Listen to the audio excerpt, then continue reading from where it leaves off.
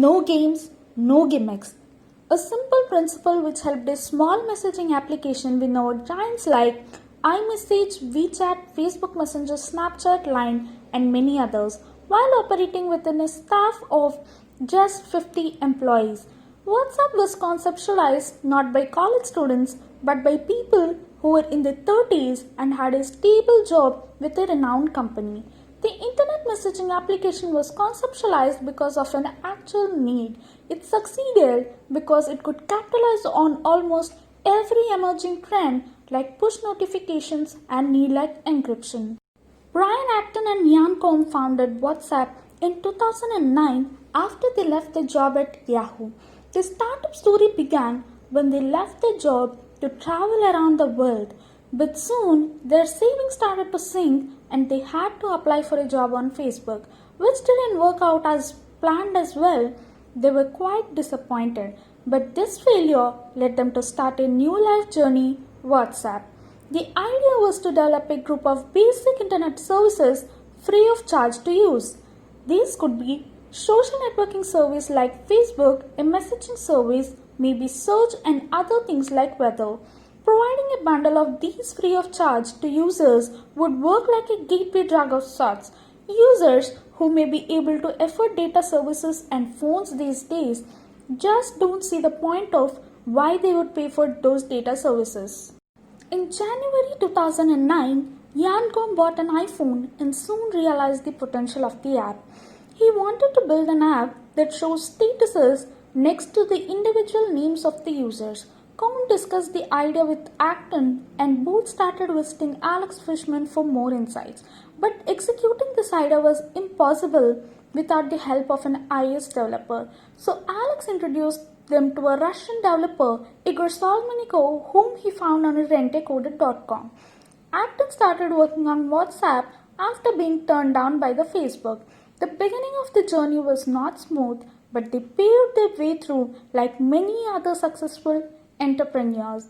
Combe succeeded in developing the iOS application and incorporated the WhatsApp Inc. in California on 24 February 2009.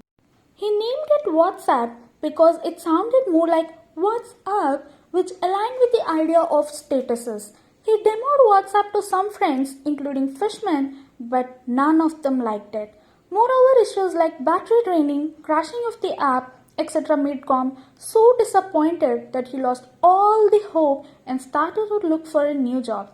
At that time, Acton motivated Ian that he would be an idiot to quit now and he should give it a few more months. After realizing the demand for an instant messaging application, WhatsApp 2.0 was launched in its beta stage.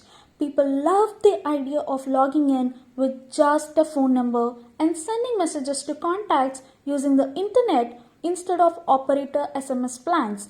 This incidental positioning, along with the double check message received feature, was highly preferred by the users as competitors like BlackBerry's BBM was exclusive to BlackBerry and Google's Gtalk and Skype required you to share a unique ID to communicate with others. This made WhatsApp an app with high utility and its users increased to a whopping 250 users within just a few months. The same version was submitted to the App Store on August 27, 2009. This version, however, was limited to just sending text and not media files. By early 2011, WhatsApp was one of the top 20 apps in Apple's US App Store and became a top seller on iPhone, Android, and BlackBerry. In April of the same year, it raised $8 million in Series A funding from Secure Capital. By October, the app's users were sending 1 billion messages a day. By February 2013, the company had 200 million users. By July 2013, Secure invested another $52 million, valuing WhatsApp at $1.5 billion. Next came a development that surprised nearly everyone in the tech as well as the investment banking world. On February 2014, Facebook acquired WhatsApp for a whopping $19 billion, making it the biggest venture-backed acquisition that year. Yeah, that's right. The company that turned him down later bought the app for $19 billion.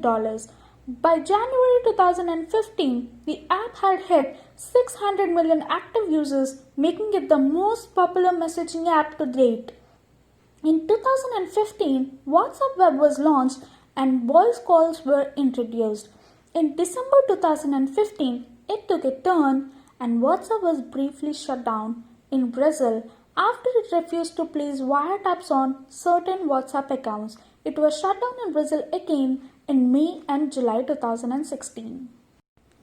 In 2016, Yancom announced that WhatsApp would no longer charge its users a $1 annual subscription fee. There was still no clear plan for monetizing WhatsApp, and in 2016, WhatsApp introduced its document sharing feature and video calls. WhatsApp and OpenWhisper systems announced that they finished adding end-to-end encryption to every form of communication on WhatsApp and that users could now verify each other's keys. In May 2017, it was reported that European Commission would fine Facebook £110 million for misleading it during the 2014 takeover of WhatsApp.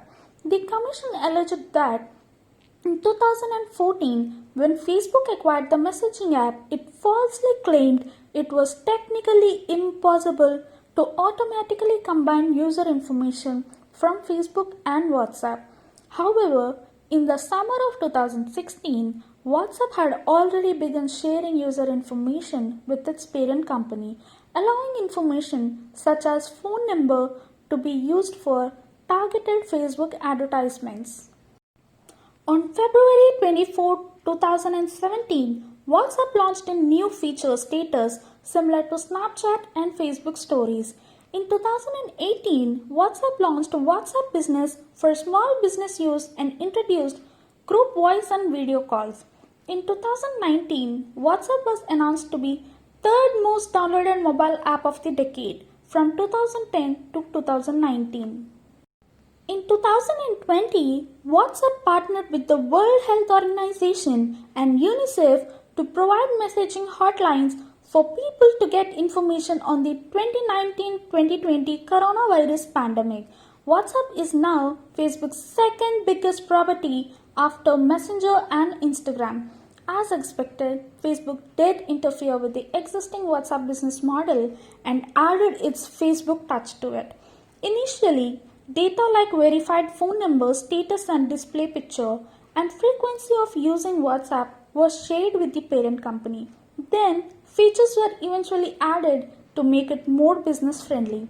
In December 2020, WhatsApp announced that it would be updating its terms and privacy policy and asked users to agree to the new policy by Feb 8, 2021. As users refused to accept, it has pushed the deadline to May 15, 2021.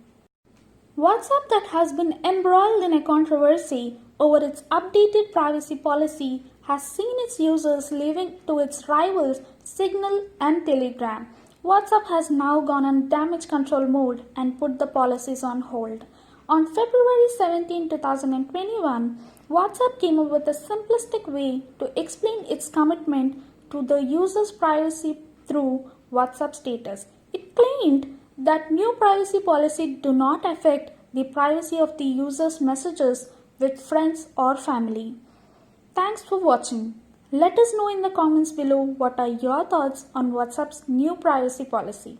If you like the video, please like, share the video and subscribe to our channel.